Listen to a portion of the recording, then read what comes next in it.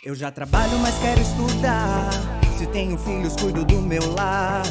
E estudar onde quiser, quando puder. No PC, tablet ou celular. Moro longe, quero me formar. A hora que eu tenho é depois de almoçar. Praticidade tem o nome, polos em todo o país. Online posso me formar.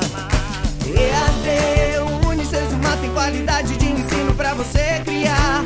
EAD, Unicesumar, você escolhe a hora que quer estudar.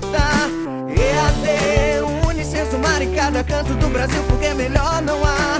EAD, Unicesumar, do meu jeito, no meu tempo, em qualquer lugar.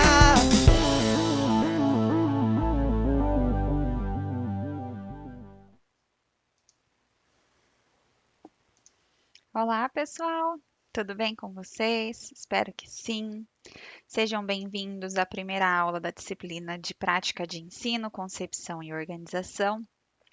A primeira das práticas de ensino que vocês terão aí ao longo dessa jornada e do curso em Ciências Biológicas. Estamos aqui então para mais um início de módulo, mais um início de disciplina, e eu sou a professora Amanda Gladys e vou te acompanhar nessa jornada. Nessa disciplina, nós vamos ver como a prática de ensino se constrói na formação dos professores. E durante o nosso diálogo, pessoal, vocês vão perceber que existe todo um contexto histórico, um contexto social, que culmina na prática de ensino enquanto componente curricular da formação de professores, né? Então, já de antemão eu coloco que vocês podem se considerar aí alocados num curso com uma excelente matriz curricular, né? Com toda uma qualidade e todo um olhar voltado e pensado para vocês. Por quê? Né? Porque o curso de vocês já tem a prática de ensino de forma coerente, de forma articulada e que te dará embasamento para as demais disciplinas, tanto de práticas de ensino, como, né, as demais disciplinas curriculares, teóricos e práticas do seu curso. E isso, pessoal, vai dar muita força, vai dar muita segurança e autonomia para que vocês possam, né, atuar dentro de sala de aula ou nos outros campos de atuação do curso, certo? Então, nesta disciplina, o nosso intuito é a concepção e a organização dela, certo? Então, vamos lá aos nossos slides. Bom, pessoal, antes da gente entrar dentro do conteúdo propriamente dito, vou fazer uma apresentação rápida para vocês, né? Eu sou Amanda Gladys, esse é meu nome, né? Gladys não é sobrenome, é meu nome, igual Ana Paula, Maria Eduarda, é o nome da minha avó. Então, eu sempre me apresento como Amanda Gladys e carrego ele com muito orgulho por ser também o nome dela, certo?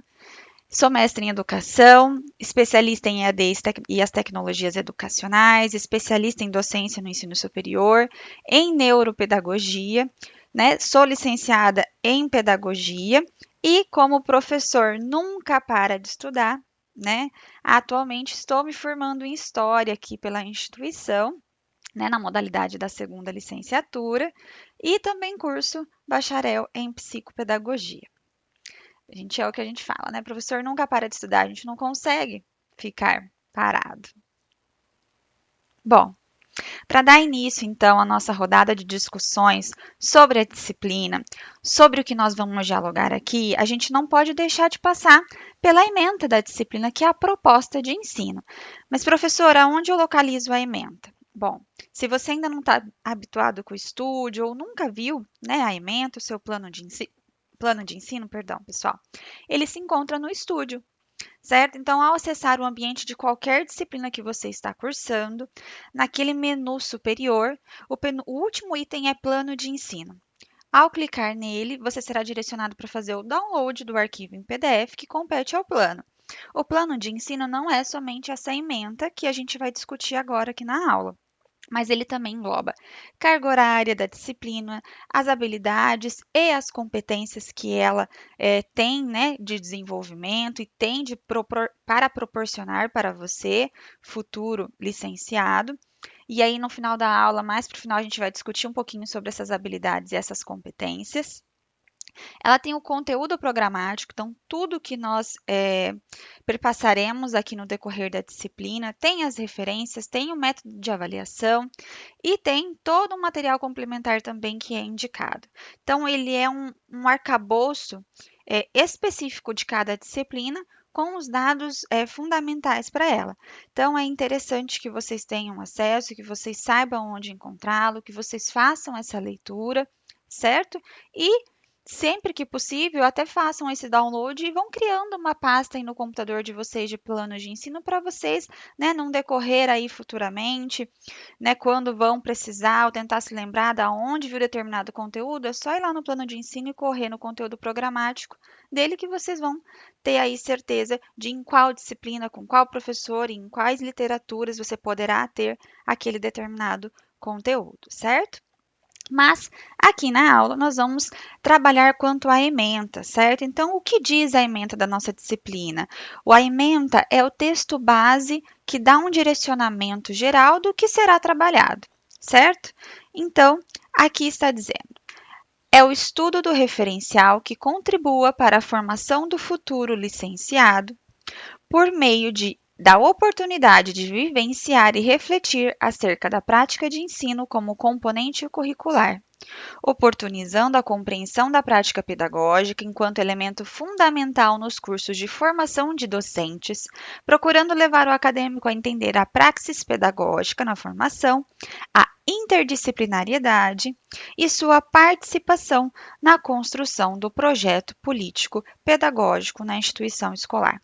Então, vejam aí, pessoal, que nós temos três campos fundamentais, pontos-chaves, como eu gosto, né?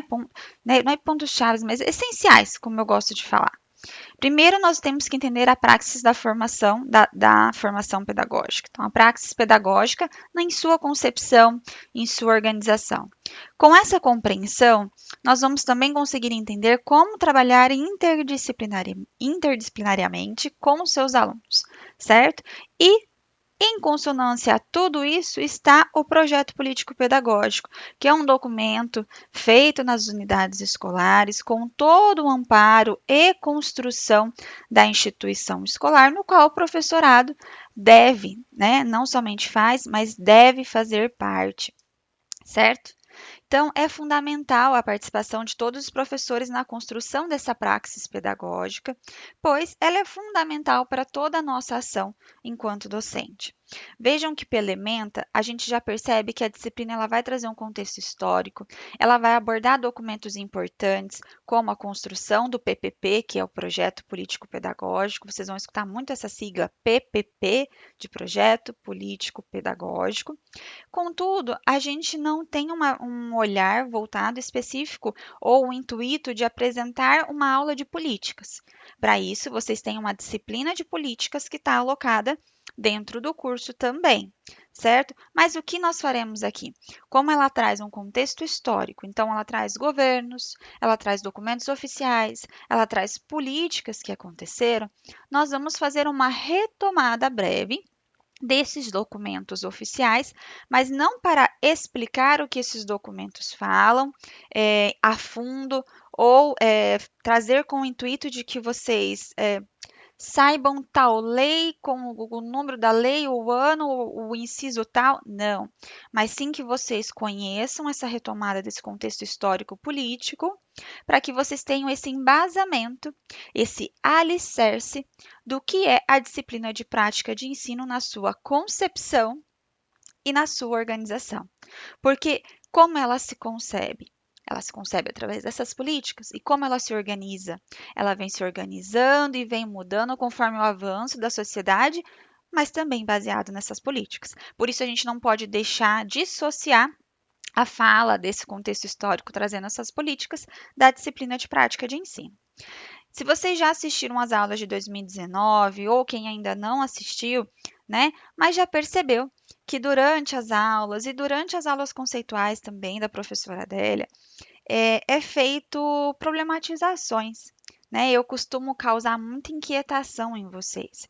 E esse aqui é o meu papel, certo? Então, não fiquem preocupados, porque a professora faz muitas perguntas ou na live ela manda para a gente tem que Não, eu quero causar inquietação em vocês. Eu quero causar que vocês olhem e falem, poxa, não tinha pensado por esse lado, mas eu concordo com a professora, ou, poxa, eu não concordo com a professora por conta disso e disso e disso. Porque é isso que eu quero. Eu quero criar um senso crítico em vocês. Eu quero que vocês se posicionem e eu quero que vocês possam construir as suas próprias reflexões. Por quê? Vocês verão, né, no decorrer dessa retomada de contexto histórico que a gente vai fazer aqui, que muito se discutia dentro das políticas, da formação de professores, do que seria essa formação, de que o professor era o transmissor do conhecimento pronto e acabado, e cabia o aluno aceitar, respirar e tocar o barco em frente. Na minha formação em pedagogia, certo? Que não foi aí anterior a 2000, vamos assim dizer, né? Anterior ali a 96, por exemplo, a LDB, que nós temos a LDB, mas eu ainda tive professores que me ensinaram nesse formato. Por quê? Porque eles foram ensinados naquele formato também e seguiam essa lógica de tentar ensinar da mesma forma que foram ensinados, certo? Então, eu tive professores que me ensinaram por essa vertente de que eu tenho que sentar ali e entender, e tive professores que me provocaram, que me inquietaram e que me fizeram crescer e me fizeram transformar enquanto docente. Então, o meu intuito é proporcionar isso para vocês. Por quê? Porque hoje, dentro do contexto que nós estamos vivendo, dentro do que nós estamos fazendo dentro de sala de aula, dentro do que vocês irão atuar dentro de sala de aula, ou nos outros campos de atuação que as ciências biológicas permitem, vocês perceberão que a gente precisa cada vez mais cativar e trazer essas inquietações para os nossos alunos. Logo, ensiná-los da outra forma, independente de eu concordar ou não, ou de você concordar ou não. E isso eu estou dizendo porque eu tenho que dar essa liberdade para vocês também de concordar ou discordar, ou de pensar, poxa, eu concordo ou eu discordo. Mas enfim, não cabe neste momento. Então eu venho para causar inquietação, eu venho para causar essas problematizações com vocês, no intuito de que vocês possam debater comigo, no intuito de deixar vocês livres e de dar segurança para que vocês debatam comigo, certo? Bom, então vamos lá. Para continuar, eu trouxe então a organização das nossas aulas, certo, pessoal? Então, hoje, né, esta aula que vocês estão assistindo, que foi preparada aí, né, que será, né, teoricamente, como é o dia do curso na sexta-feira, então, na sexta-feira, ela vai trabalhar quanto à unidade 1. Na próxima aula, nós vamos trabalhar a unidade 2, na terceira aula, a unidade 3, e na última aula, nós vamos trabalhar as duas unidades do livro, que é a unidade 4 e 5. Certo? Pessoal, é importante que vocês tentem fazer a leitura. Eu sei que nós temos N situações, que nós temos vivido N questões, mas façam o possível para fazer a leitura do material, para, né, se possível, assistir às aulas conceituais que se refere àquela unidade. Né? Tem gente que prefere aprender, né, e se sente mais à vontade, compreende melhor quando escuta alguém falando. Tem gente que se sente melhor quando lê. Tem gente que se sente melhor quando anota, tem gente que se sente melhor quando está balançando uma perna ou está comendo algo. Enfim, cada um aprende por um órgão do sentido, certo? Isso são estratégias de aprendizagem. Então, a instituição ela te dá um arcabouço de formas de ensino e de formas de apresentação de conteúdo para que, ainda que você aprenda de uma forma ou de outra, você consiga se apropriar. Então, aproveitem isso, certo? Se você aprende mais anotando, vai lendo o livro e vai anotando, ou vai escutando a aula conceitual e vai anotando, enfim, mas descubra qual é a forma que te dá mais prazer e mais segurança em aprender aquele conteúdo. Isso é essencial. Certo? E por que eu peço para que vocês façam isso? Porque aí, no momento das lives, nós vamos poder ter embasamento e vocês vão poder ter todo esse olhar voltado para a disciplina, para os conteúdos, para trazer as inquietações de vocês, para me trazer as curiosidades, os anseios, os medos, os receios, enfim, tudo que vocês estão sentindo que vocês precisam de resposta, certo? Bom, eu trago também algumas sugestões de leitura, tá? Que estão ali, são os nossos materiais complementares. Então, a prática educativa, Como Ensinar, do Anthony Zabala, é um livro excelente, certo? Que traz muitas reflexões que são essenciais para a atuação docente.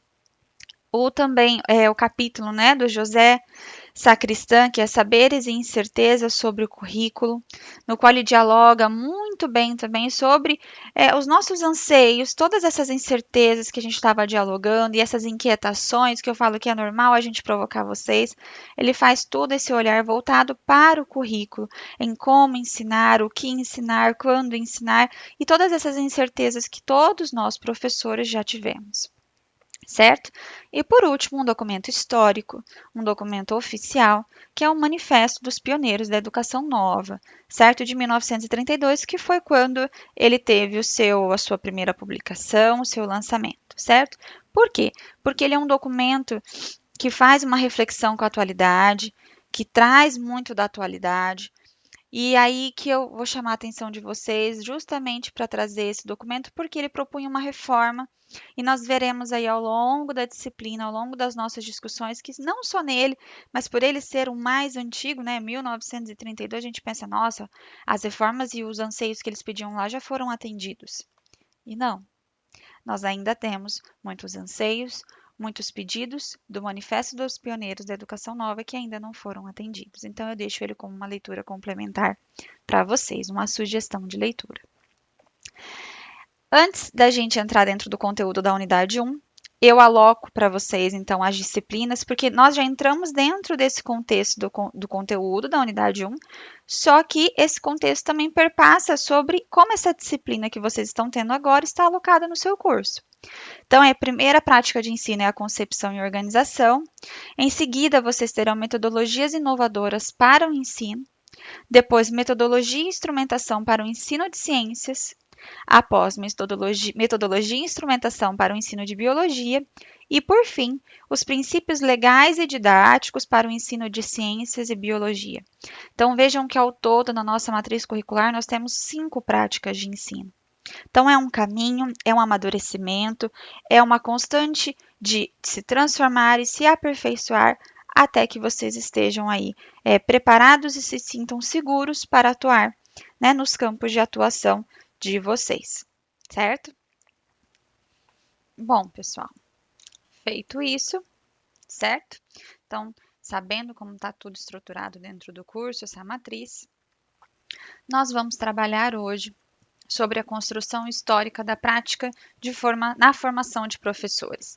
Então, a prática de ensino. O que é a prática de ensino? Como ela se estrutura na formação de professores? Como ela surge? Certo? E aí que eu trago para vocês, ó. Analisar a construção histórica da disciplina de prática de ensino é, em linhas gerais, refletir acerca das políticas educacionais que permearam este processo. É claro, guardar as devidas proporções e tudo que a gente já vem dialogando aí desde o início da aula. Então, as políticas, elas são marcos, elas são elementos necessários para que a gente trate aqui na aula, certo? E há algumas décadas, né, se acreditava que depois de concluída a formação inicial, o profissional da educação estaria preparado para atuar o resto da sua vida laboral. Hoje, felizmente ou infelizmente, e aí, o que vocês pensam? A visão é outra. Então, hoje nós temos um termo muito utilizado e muito falado, que é a formação continuada, que é seguir estudando, seguir se aperfeiçoando e transformando, ressignificando a sua prática docente, certo? E isso, até então, nós vamos ver dentro das políticas, dentro desses marcos, não existia. E aí, para a gente iniciar, eu trago uma frase que eu gosto muito, né? Como disse, estou me formando em História, além de ser, né, meu mestrado ser também História e Historiografia da Educação. Então, confesso que é uma área que eu gosto muito. Então, trago uma citação do Mark Bloch, do seu livro Apologia da História ou do Ofício do Historiador, que ele não é somente para pessoas que estão pensando em se fazer história ou escrever sobre a historiografia de um determinado assunto, mas sim para que a gente possa sair desse senso comum de entender a história somente como um passado e que aquilo não é necessário ser estudado. E ele diz: o passado é, por definição, um dado que nada mais modificará.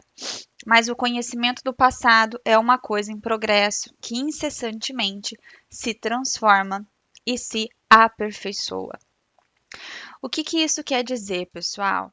Bom, Quer dizer que nós vamos olhar para essa concepção histórica da formação docente e entender como, né, todos esses processos e esses marcos colaboram com esse processo, certo? Então, eu vou trazer os marcos e vou trazer de que forma eles mudaram ou trouxeram olhares quanto à concepção e organização da disciplina de prática de ensino. Um exemplo, né, é o próprio documento, como eu citei anteriormente, do Manifesto dos Pioneiros da Educação, né, que se a gente fizer a leitura, se vocês fizerem a leitura aí desse material complementar que eu deixei, vocês vão ver que há muitos itens, como por exemplo, valorização do professor, qualidade da educação, que ainda não foram conquistados, certo? Que eram anseios em 1932 e ainda continuam sendo anseios em 2020, certo? Então, nós não vamos mudar o passado, é claro que nós não vamos, nós não estudamos o passado para mudá-lo, mas nós vamos refletir sobre esse passo, né, no sentido de entender o progresso, de entender as transformações e de nos aperfeiçoarmos em todo esse processo. E eu digo esse no plural, entender as transformações, nos aperfeiçoarmos, porque eu, enquanto docente que estou aqui debatendo com vocês, também vou me transformar e também vou me aperfeiçoar.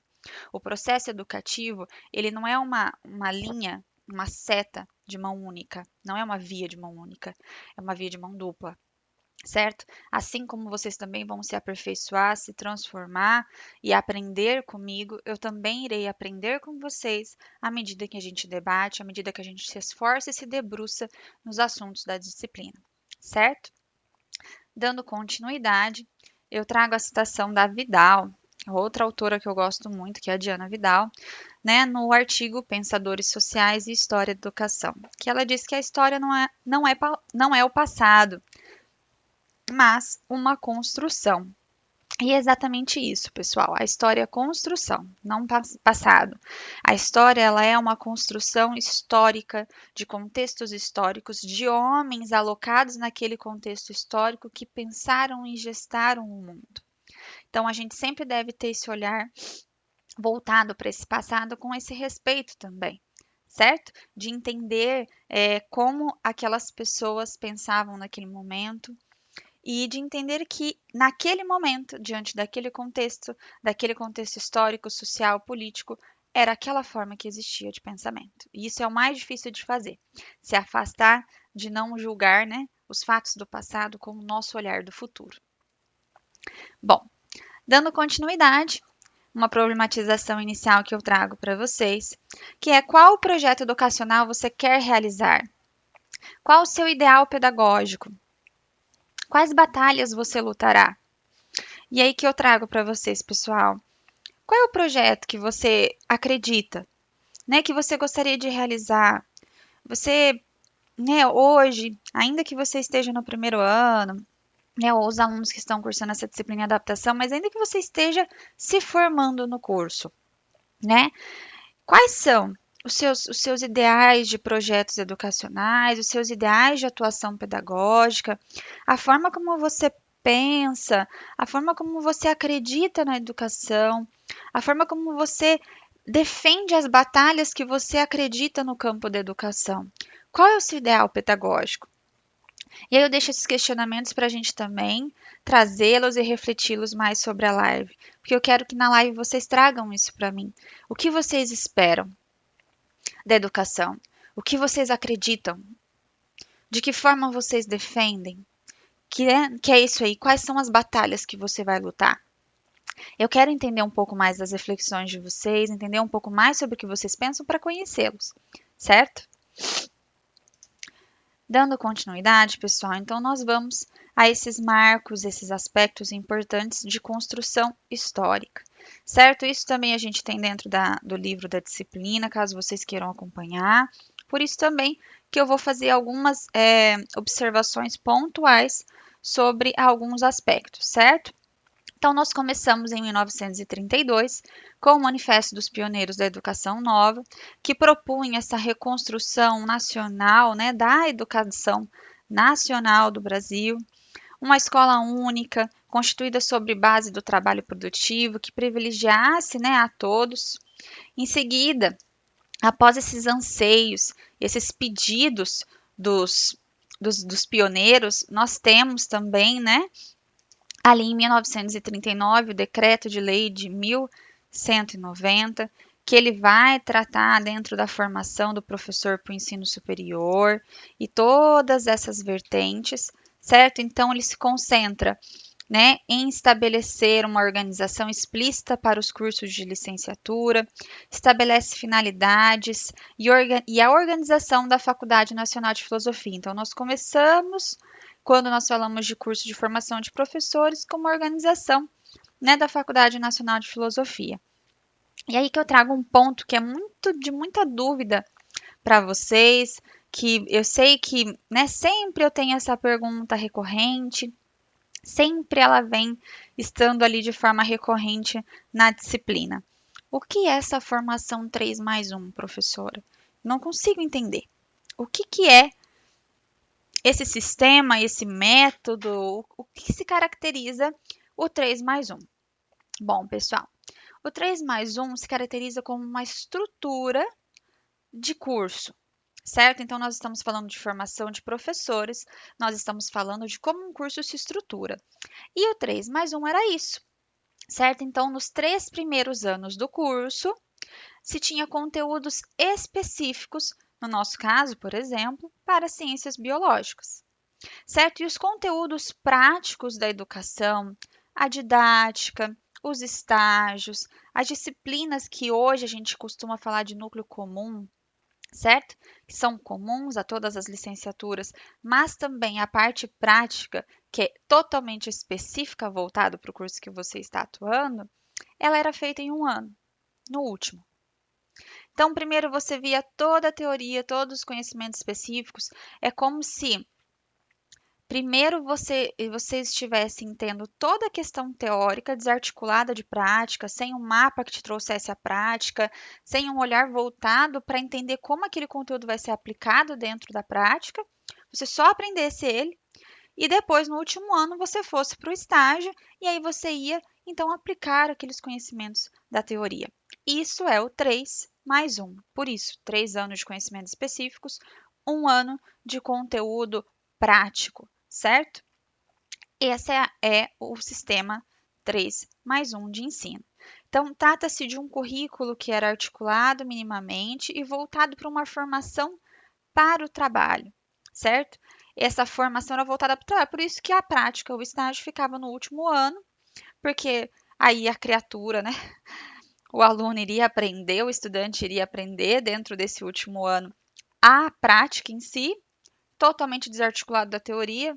E aí eu questiono vocês, se vocês acham que é realmente desarticulado, aí vocês vão ter as considerações de vocês, mas, né, era dissociado sim, certo? Não se tinha esse olhar hoje que nós temos para entender que a teoria e a prática caminham juntas, certo?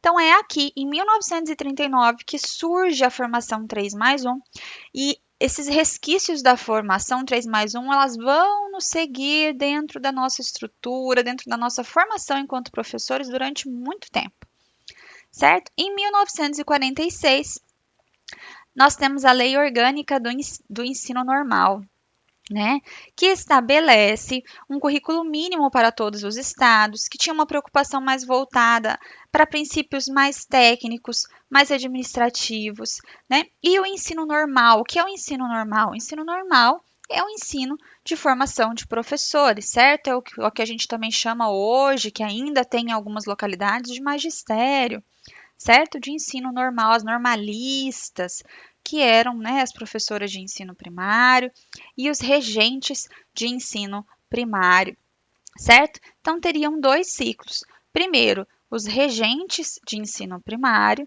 e segundo, a formação dos professores para esse ensino primário. A prática de ensino, então, como disciplina, ela foi instituída no currículo da escola normal em 1946.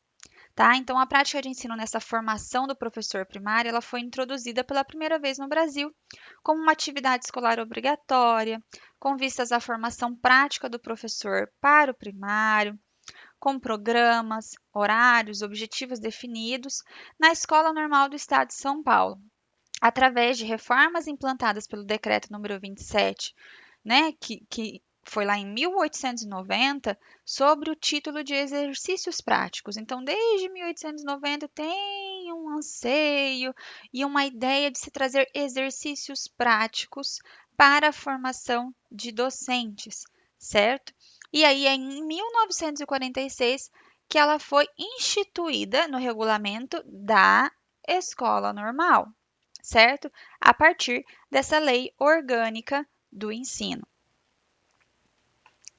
Em 1962, nós temos aí o parecer 292 do Conselho Federal de Educação, que institui, né, a prática de ensino como disciplina obrigatória nos cursos de licenciatura. E ainda há marcas do esquema 3+1, ou seja, ainda há esses resquícios, a prática de ensino, ela tinha esse olhar teórico e não voltado para a prática também, porque ela estava alocada esse resquício, né, dessas marcas desse esquema 3+1.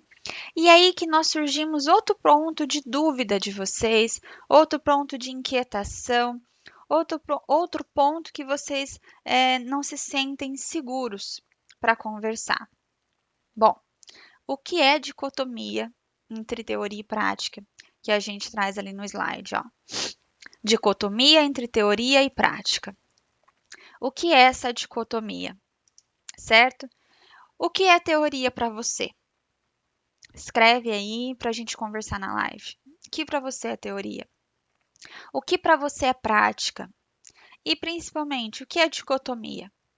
Bom, pessoal, se vocês ainda não sabem ou nunca escutaram esse termo, dicotomia é uma partição de algo que é um todo em duas partes. Vou fazer assim ficar 4, né? Em duas partes. Então, é algo que estava inteiro, certo? Algo que estava inteiro, que é partido em duas partes. Em outras palavras, esse par de partes, né, esses dois pedaços, ele não se articula, ele não tem traços parecidos. O que pertence a uma metade jamais pertencerá à outra, certo? Então, ele é exclusivo, porque algo que está alocado numa parte jamais terá relação ou estará alocado na outra parte. Por isso se fala dicotomia entre teoria e prática. Por quê? O próprio esquema 3+1, ele traz esse anseio, ele traz esse apelo, ele forma essa segregação de separação entre teoria e prática. E isso só se acentua conforme nós temos o nosso caminhar na formação de professores, certo? Por quê? Porque aí cada vez mais a gente separa o que é teórico do que é prático.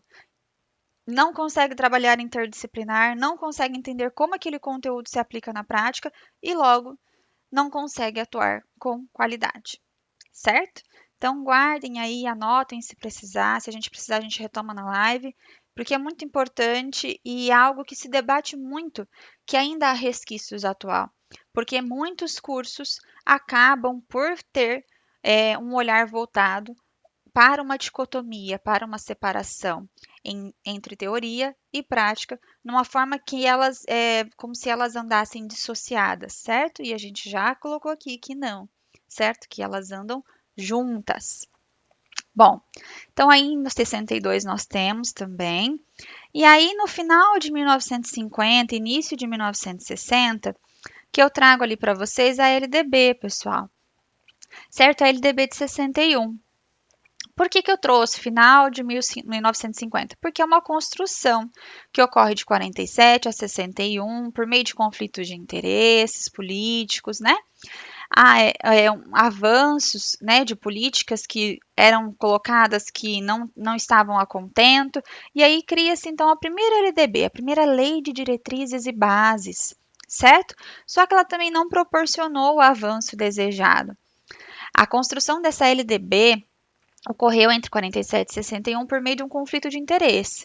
De um lado, a gente tinha os liberais da escola nova, lembra dos pioneiros? Na defesa da escola pública e na centralização do processo educativo na União, ou seja, no governo, né? E do outro lado, nós tínhamos os católicos e a defesa pela escola privada, uma escola sem interferência do Estado. E aí, pessoal, eu faço até uma reflexão com vocês, porque isso não é algo que só aconteceu no Brasil, tá? Isso é algo que acontece de forma geral em todos os países. Eu posso dizer, ao menos nos países da América Latina.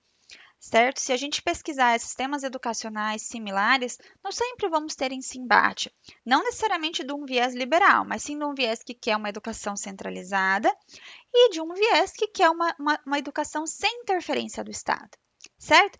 Isso é a base da nossa discussão até atual. Se nós pensarmos, até hoje nós discutimos isso. O Estado pode ou não pode interferir na educação? Até quando? Até onde? Interferir na educação do Estado é tirar a autonomia do pai de escolher o que ensino que ele quer dar para o filho? Então, é novas inquietações que eu trago para você, porque isso faz com que a gente pense como a nossa educação está alicerçada. Certo? Então, vejam que não é algo que é alterado, é diferente do que a gente tem hoje, certo? E a formação dos professores mantém-se esse distanciamento entre teoria, formação teórica e formação prática. Certo? Na década de 1970, nós temos ali uma educação tecnicista, que vocês já devem ter visto também, quem já cursou didática, dentro das tendências, né, que nós temos a tendência tecnicista, que era um atendimento às exigências, né, quantitativas da demanda social da educação. Então, qual era uma demanda social? Qual era uma função social da escola? Formar para o trabalho. Logo, essas exigências, essa forma de ensinar seria uma educação tecnicista, voltada para o trabalho. E aí nós temos a Lei 5.692, de 71, que colocava uma formação mínima para o magistério, uma habilitação específica em nível de segundo grau para o ensino de primeira a quarta série, que seria, né, e a licenciatura curta para a primeira a oitava série, em nível superior, o primeiro e o segundo grau. Então, aí que a gente tem a licenciatura plena. Aí que nós temos, na verdade, pessoal, a separação que ainda há resquícios hoje também. Magistério, que seria somente primário, certo? Nós temos a licenciatura curta, que seria ali para, não, igual nós colocamos ali. Então, para esse segundo grau, né, seria um segundo nível. Então, ensino da primeira à oitava série, a licenciatura curta. E o nível superior, né, que seria a licenciatura plena, chamada, para, então, o primeiro e o segundo grau que nós tínhamos antes, porque antigamente era assim que se chamava também o nosso ensino, lembra? A gente tinha primeiro grau, segundo grau, não se tinha anos iniciais ou anos finais do ensino fundamental, era ensino fundamental, certo? E o magistério, ele estava ali com uma habilitação específica para as crianças bem pequenas, certo? Em 72, nós temos uma diluição das habilitações profissionais do ensino, né, do segundo grau, um surgimento de uma habilitação específica para o magistério, que é esse HEM, esse REM, que é a habilitação específica para o magistério, e o parecer 349 também do Conselho Federal de Educação, que coloca que a prática de ensino realizada na forma do estágio supervisionado, certo? Então, aí que se atrela que a prática de ensino ocorrerá com esta questão de a prática de estágio supervisionado. De igual forma, né, se nós olharmos ali dentro ali para 62, nós temos que é quando a prática de ensino ela surge naqueles cursos de licenciatura, mas ela ainda não surge como um olhar voltado para a prática. Isso começa a se surgir em 72 com esse parecer, certo? Bom, aí ali na década de 1980, nós temos um movimento pela democratização da sociedade, um movimento de reformulação dos cursos de formação de professores, né? E uma docência com base numa identidade profissional do educador. Então, veja como o olhar muda. A gente tem três movimentos. Nós temos um movimento de democratização da sociedade, de acesso à educação. Nós temos um movimento de, a partir desse acesso, de reformulação desses cursos de formação de educadores. E depois nós temos todo um movimento de pensar na docência, né? E qual é a identidade desse profissional que educa, desse professor. E tudo isso dialoga com uma concepção de emancipação da educação, uma concepção de emancipação, de formação direcionada para uma emancipação humana, certo? Na década de 1990, ainda com esses temas em efervescência e com novos, né, nós temos ali referenciais para a educação que vão surgir, também no quesito quanto da educação infantil, nós temos o RCNEI, então nós temos todas as diretrizes, tudo aquilo que vem na década de 1990 de políticas, causa uma efervescência, né, nos debates sobre as questões de educação. E aí que se tem uma reforma do sistema educacional. Surgem então esses referenciais para a formação tanto de docentes, mas também o que surge? A formação, o currículo, a forma de estruturar os conteúdos e também todo esse contexto traz novas exigências para a formação desses professores, porque esses professores deveriam ter uma prática articulada, uma identidade profissional, que já vinha sendo discutido desde a década de 80, e tudo isso se aflora e causa maior efervescência também, com novas exigências para esses professores, certo? Em 96, né, justamente por isso a gente costuma dizer que a década de 90 foi a década das políticas para a educação. Em 96 nós temos a LDB. A LDB de 96, que é a que está em vigência até hoje, certo? Então, nela nós temos ali questões notáveis entre a relação da teoria, da prática, né? O professor como um eixo central da qualidade da educação.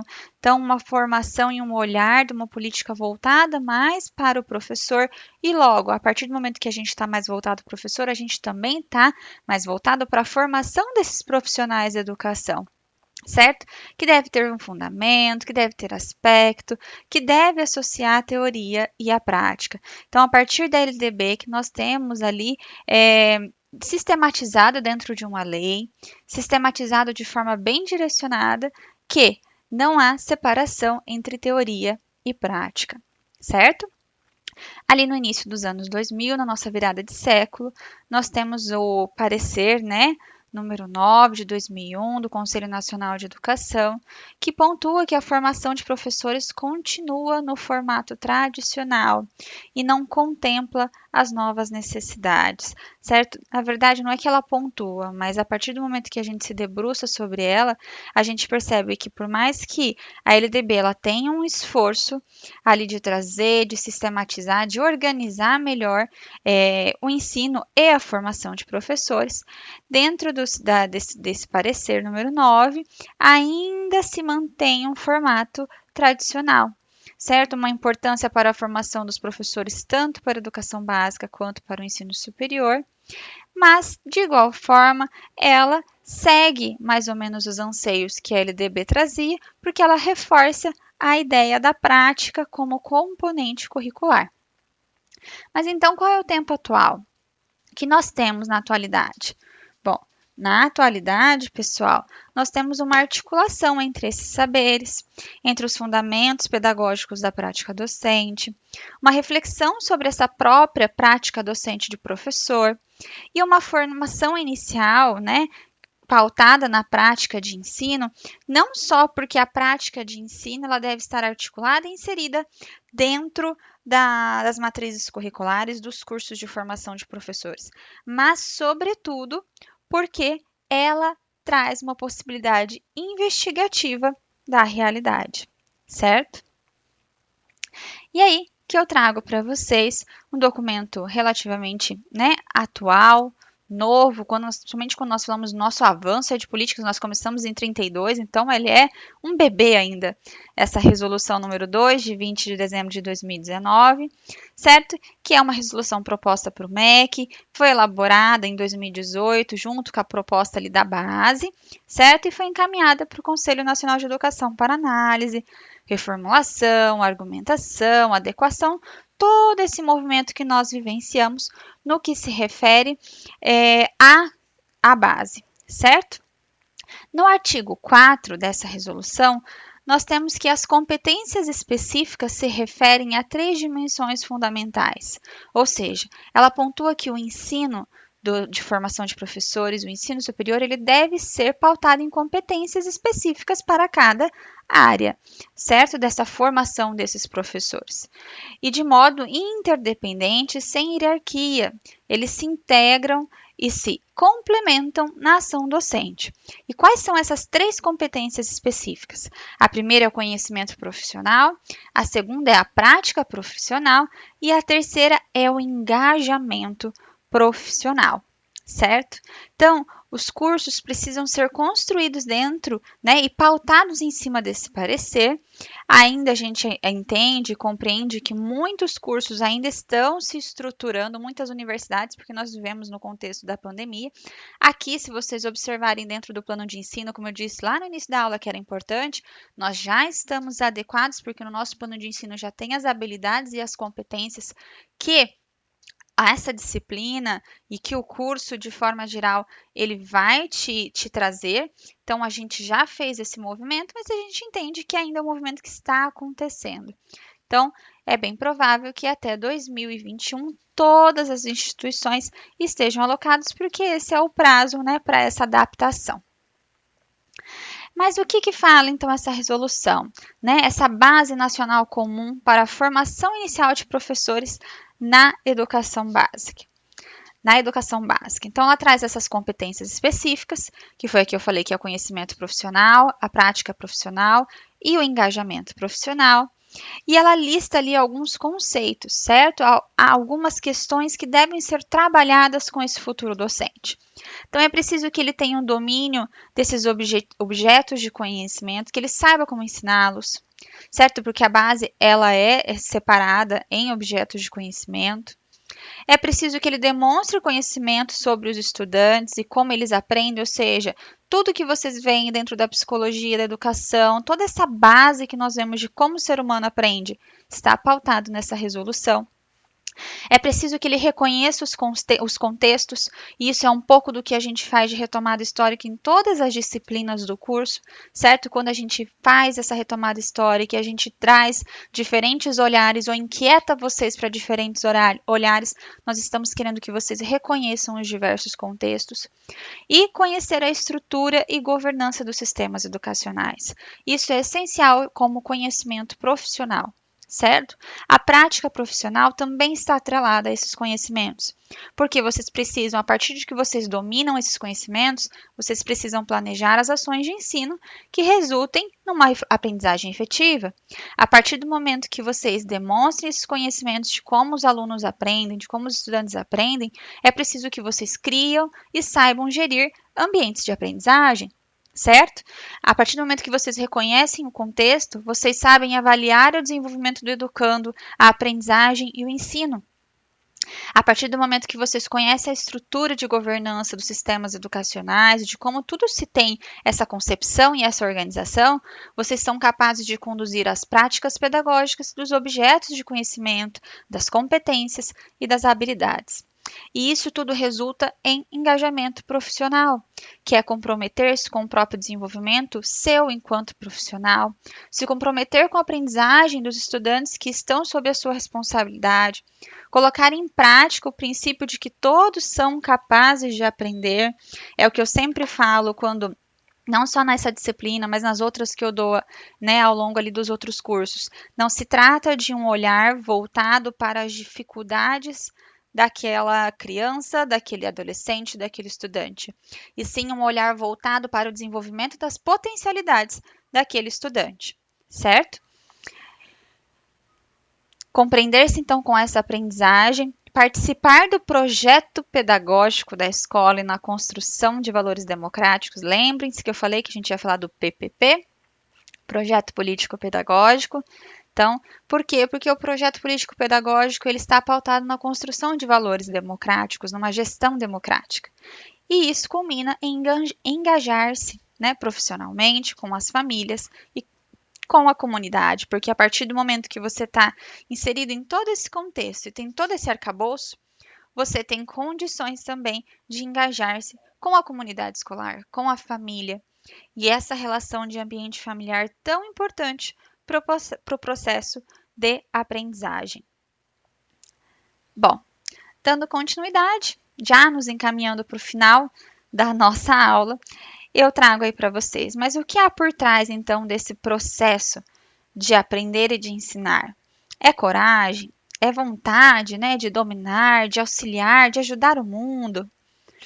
E o que ocorre? Diria mais ainda, o que há por trás desse processo de aprendizagem? Será que não é não sucumbir na dicotomia da teoria e da prática? Será que é um exercício, um desafio diário de sempre estar resignificando a sua prática docente, de sempre estar pensando na sua prática docente e em formas de potencializar a aprendizagem daquele aluno? E aí eu deixo o questionamento para a gente debater na live também. De igual forma, pessoal, vocês viram que nós temos uma série de planos, de políticas e de questões aqui ao longo da disciplina que eu trouxe para vocês que foram mudando conforme o avanço da sociedade, certo? Mas Saviani, que é um autor muito estudado no campo da educação, que depois eu vou até trazer melhor algumas reflexões dele, algumas obras interessantes, mas ele fala que nós temos uma inoperância dos nossos planos de educação. E que essa inoperância ela é devido a uma cultura política que está enraizada na prática dos nossos governantes, né, que está às avessas do planejamento e movida por mais apelos imediatistas, midiáticos e populistas, ou seja, anseios de curto prazo, né, do que pela exigência de uma racionalidade inerente a uma ação planejada, ou seja, não se pensa a longo prazo, não se tem um olhar voltado a longo prazo. E eu entendo que é difícil, certo? Por quê? Porque o longo prazo vai acontecer lá o que vai impactar aqui agora. Nós estamos sendo impactados pelo que a curto prazo, né, nossos intelectuais e nosso avanço histórico não pensou a longo prazo. Não se planejou? Então, tudo é um impacto. Nós estamos sendo impactados pelo nosso passado. Nós estamos sendo impactados pelas ações que deixamos de fazer ou pelas ações que fizemos. E nós iremos impactar o nosso futuro nisso. Não só o meu futuro ou de futuros professores, mas eu já vou estar. Enfim, é toda uma construção histórica. Tudo é um avanço histórico, certo? E uma inquietação para a nossa live é diante de todo esse contexto, diante de tudo que a gente conversou aqui. Qual que é a importância da prática de ensino? Né? Qual a importância da prática de ensino refletida e articulada desde o início da formação de professores? O que vocês entendem? Sobre a importância, eu trouxe como ela está alocada no curso, eu trouxe como tudo isso foi um movimento, que passou por um olhar voltado para o trabalho, que passou por uma necessidade, né, de professores primários, o 3+1, acabou trazendo a dicotomia da teoria e da prática, certo? Aí nós tentamos superar a dicotomia da teoria e da prática, mas ainda nós temos ações inconscientes que tendem a separar a teoria da prática. E nesse contexto, qual é então a importância dessa prática de ensino articulada desde o início na formação de você, professor? E é isso que a gente vai trazer um pouquinho melhor e eu quero que vocês tragam as inquietações de vocês para a nossa live, tá, pessoal? E é isso. A gente encerra por aqui a nossa aula. Tentei não me estender aí mais do que o tempo previsto, mas eu gostaria que vocês refletissem sobre esses assuntos, vocês pesquisassem, né, que vocês trouxessem aí as suas inquietações para que a gente possa debater na nossa live na sexta-feira, certo? Eu te espero lá, pessoal. Até mais. Um abraço. Do meu jeito, no meu tempo, em qualquer lugar.